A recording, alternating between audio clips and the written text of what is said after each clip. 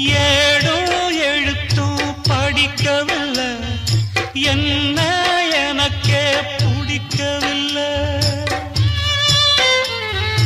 அழகா படிச்சவ சம்சாரம், அதுதான் இப்போ விவகாரம்.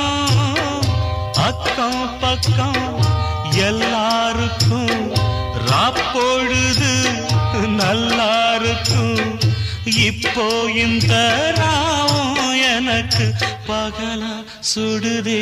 ஏன் நான் தந்தனத்தம் பாட்டு தாளமில்லை, ஏன் துக்கம் எதும் கேட்க ஆளுமில்லை.